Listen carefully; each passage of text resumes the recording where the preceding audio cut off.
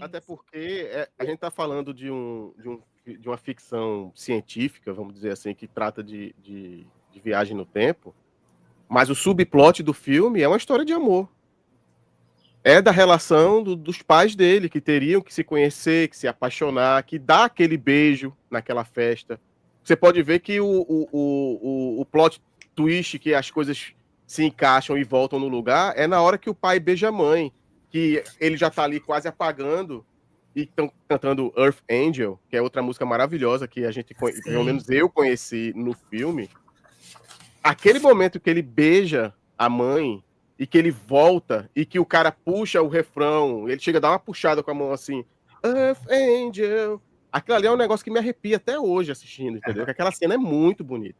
É muito bonita. Então, The Power of Love se liga muito mais ao subplot do filme do que a questão de viagem no tempo e tudo mais. Exatamente. Mas, a trilha é incrível. A trilha é incrível.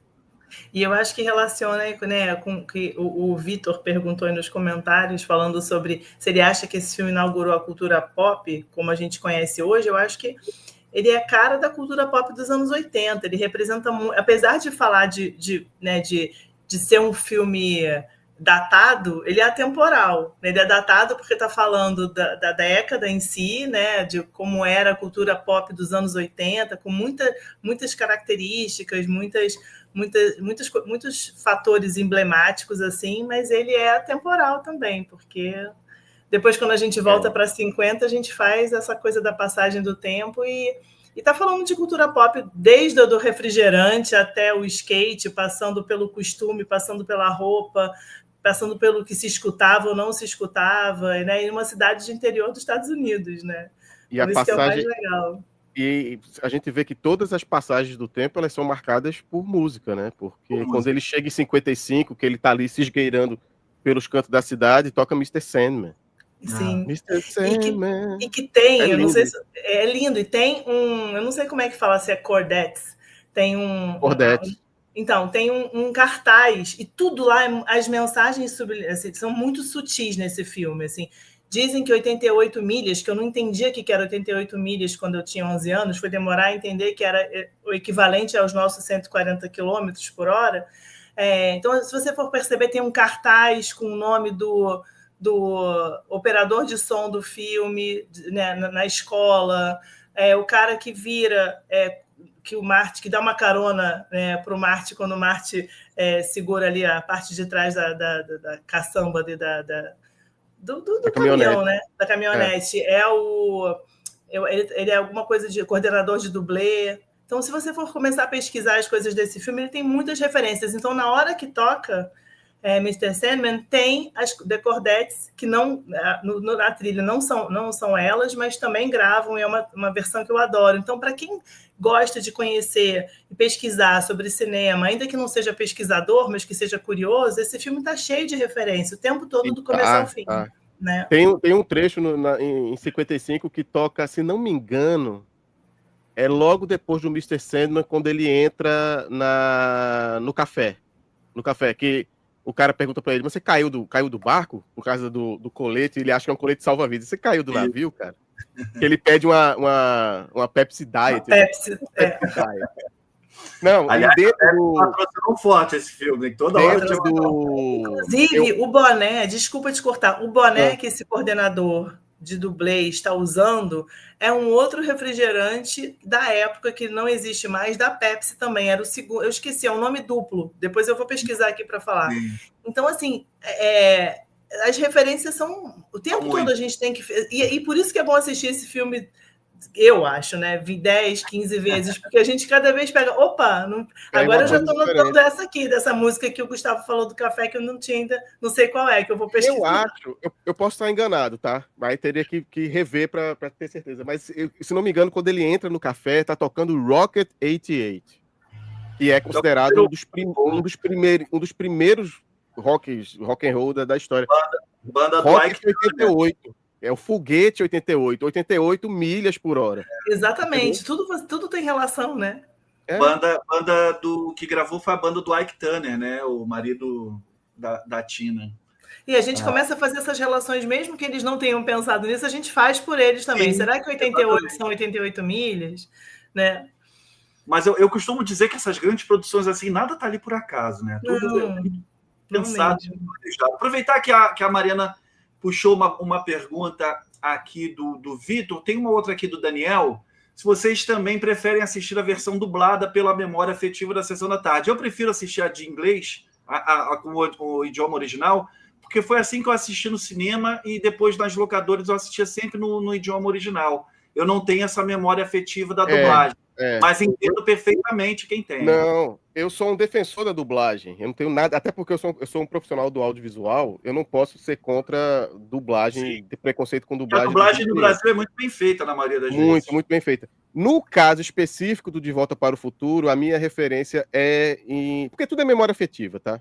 Então, a referência, a minha memória afetiva é daqui. Então, eu assisti legendado. Também. Mas entendo perfeitamente quem assistiu dublado e tem preferência pela versão dublada. Inclusive, De Volta para o Futuro é um dos casos que tem dublagens perdidas, inclusive. É um filme que tem 3 ou 4 dublagens em português. Tem um caso de uma dublagem que foi feita só para avião, só para ser exibida em avião, e é uma dublagem raríssima, que é que quem faz a voz do Marte, se não me engano, é o Niso Neto, o filho do Chico Anísio. Sério? Numa dublagem só para avião. Tem a dublagem mais recente, que é a dublagem, acho que é do DVD, do DVD para cá, que é o Manolo Rey, que faz o Marty McFly. E tem a primeira dublagem, que é a dublagem, que é essa que ele está falando da Sessão da Tarde, que é a dublagem que a galera mais tem saudade e não se encontra mais por aí. Acho que só se encontra em pirataria e tudo mais. Mas entendo quem curte, quem tem a memória afetiva com a dublagem. É do jogo também, é válido. Eu também entendo. Eu tenho isso com, por exemplo, a Fantástica Fábrica de Chocolate. Para mim, a versão dublada é a minha memória afetiva, assim, eu não abro mão dela. Agora, de volta do Jerry Lewis, todos dublados para mim. Pois é, né? Agora, De Volta para o Futuro, eu assisti, sei lá, tô brincando, mas 87 vezes. Assisti uma dublada e 86 legendada. Então, para mim, o legendado acaba sendo mais referência, né? Sim, sim. E aqui, outra perguntinha, se o Gustavo tem a trilha... Ou a Mariana, né? É que ele perguntou porque deve conhecer o Gustavo das lives. Segundo o Gustavo, tem tudo, né? Se o Gustavo tem a trilha em mídia física do tem vinil. Tem vinil. Não tô com ela aqui na mão agora. Teria que pegar lá na sala. Mas eu tenho a dos 3 em vinil. Meu Deus do céu, que coisa... Nem tô com inveja, tá? Tá vendo, Mari? A Mari, eu falei assim, vou chamar o Gustavo, Mari, para fazer com a gente, quando eu vi que o Rafinha não podia também. Eu falei, o Gustavo manja um monte também de cultura pop, vou chamar o Gustavo, vai ser uma boa aquisição. Aí a Mari, ele gosta do filme, né? Ele falou, eu falei, é apaixonado, pode ficar tranquila. Não, tem vinil, e na época do De Volta para o Futuro 2, infelizmente eu não tenho mais, é coisa da minha infância que se perdeu. Eu tinha a fita cassete da trilha do 2 que eu escutava repetidas vezes. Hoje eu tenho os 3 em vinil aqui guardados. Muito bom. A gente não pode passar por essa live celebrativa. Celebrativa, tá certo? Tá. Tá, né? Sem falar do DeLorean, né? Que é um carro que é icônico, se transformou, olha aí, ó, se transformou nesse veículo icônico do cinema, mas nunca foi um carro que vendeu muito. Um fracasso. Ele dava muito problema. Inclusive, eu acho que ele faliu em 85. Faliu porque ele era um carro muito pesado. Porque ele era feito de aço inox. Olha só, cara. Ele era muito pesado, ele não rendia, bebia pra cacete, não rendia, o motor não... Sabe, quem comprava tava com um elefante, como é que falam? Quando você compra uma coisa... quando você compra uma coisa que é uma roubada. Você tá com uma roubada na mão, assim. E hoje, ele só é o que é por conta do filme. Por conta do filme, né? Quem tem um DeLorean... Quem tem um DeLorean hoje, tem pra tirar onda por conta do filme. Mas como carro em si, ele foi um projeto fracassadíssimo, assim. Já estava falido, né? E o engraçado é que se a gente for pensar esse filme, assim, todo mundo que assistiu criança depois vai para outra área, né? Ou para psicologia, ou para engenharia mecânica ou para física, cada um pensa de acordo com o seu quadrado. O pessoal da engenharia mecânica deve pensar, eu já ouvi falar sobre isso de grupo de discussão, é um carro muito pesado que jamais voaria. Né? O pessoal da física fazendo cálculo, não, ele calculou errado porque não era 1 minuto, era não sei quanto para pensar em uma provável viagem no tempo. O pessoal da psicologia pensar em complexo diético daquela mãe, né, que bebia, fumava e já estava querendo dar uns beijos no filho. Então, assim, cada um pensando no seu, né, na sua área. Mas é isso, DeLorean. Mas eles queriam que fosse um carro que parecesse uma coisa de ficção científica, né, para dialogar com aquela revista que o menino lá do Peabody, né, quando ele chega, o Marty chega a 55 num galpão e o filho lá do dono da casa, ele estava lendo contos fantásticos, alguma coisa assim, que era uma revista, inclusive, que existiu de 50 a 55. Então é uma referência verdadeira mesmo de uma revista existente. Então, eles queriam uma coisa parecida, meio uma gaivota, uma asa, uma coisa assim, né? Então, por causa da abertura, o fator preponderante para a escolha foi essa abertura aqui de porta. Exatamente. Apareceu uma nave, né? Tem essa coisa que parece um objeto voador mesmo, né? E para ter esse impacto visual e simbólico lá em 55, quando ele voltasse. Pois é, e para a gente... Desculpa, eu vou só emendar. Em 85, para mim, com 11 anos, aquilo era uma nave espacial, aquilo não era um carro. Eu nem sabia o que era DeLorean. Para mim, era realmente alguma coisa de ficção científica. Não, até porque a ideia original era para ser uma geladeira, né? Geladeira. Sim. Que foi usada anos, mas não foi usada. Mas teve uma referência à geladeira naquele... No Indiana Jones. Indiana Jones, né, e a Caveira de Cristal, né? Não chega a ser uma máquina, mas teve a referência lá da geladeira. Era para ser uma geladeira, né, Gustavo? Era para ser uma geladeira. Broxante a geladeira. Não. E aí eles ficaram preocupados. A gente fala isso no almanaque. Das crianças entrarem em geladeira. Das crianças entrarem na geladeira, entrarem com essa ideia, né? Levarem a sério essa ideia e acharam, melhor a gente... Todo mundo fica congelado. E deu cabimento para um dos melhores diálogos do filme, né? Quando o carro sai, que o Marty vê pela primeira vez e fala: mas você, peraí, você construiu uma máquina do tempo num DeLorean? Ele mas se for para viajar no tempo, que seja com classe, né? com estilo. Vem daí. E a primeira viagem, quando ela volta com um cachorrinho, ela tá toda resfriada por dentro. Depois eles esquecem esse conceito, né? Depois,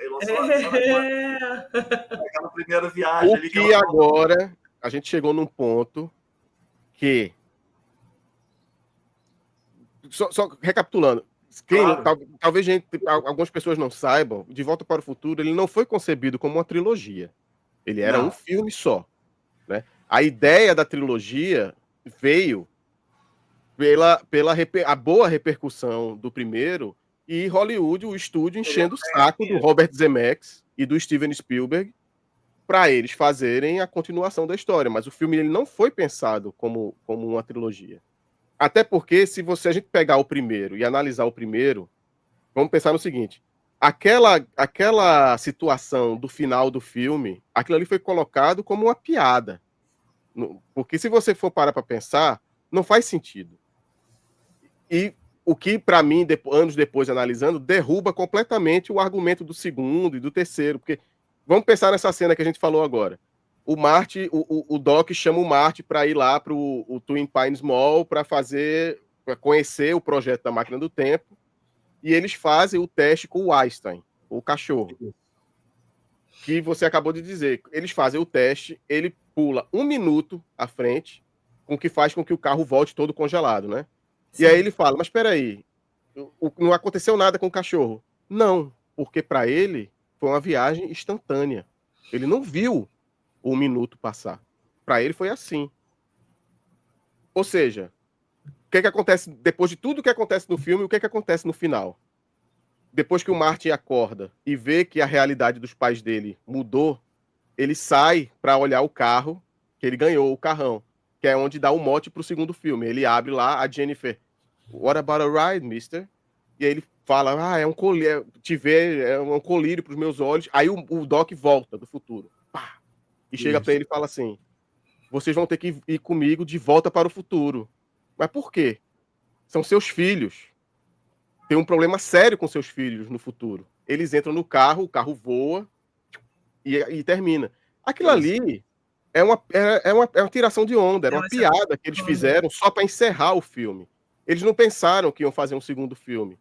Só que se você parar para pensar, o segundo filme não faz sentido. Por que para o Einstein a viagem que durou 1 minuto foi instantânea e ele não percebeu? Então, se o Doc, o Marty e a Jennifer saem de 85 para ir para 2015 no segundo, para resolver um problema dos filhos, não pode. Não pode, porque se eles saíram de 85 e pularam para 2015, quando eles chegassem em 2015, não ia ter filho. Porque eles não viveram. Para eles foi instantâneo. Eles não viveram aqueles 30 anos que eles precisavam viver para os filhos nascerem, crescerem e se meterem num problema em 2015. Então, a foto em branco, seria uma foto em branco desses filhos, igual a foto dos irmãos que foi sumindo em 55, né? Você está entendendo por que o segundo e o terceiro não têm a mesma qualidade do primeiro? Porque eles contradizem tudo que o primeiro falou. Os filhos não existiriam. Os filhos não existiriam e eles próprios não podem se ver velhos em 2015, como acontece no filme. Porque eles não eram para eles estarem ali. Eles pularam 30 anos no futuro, então eles não viveram aquilo para envelhecer, entendeu?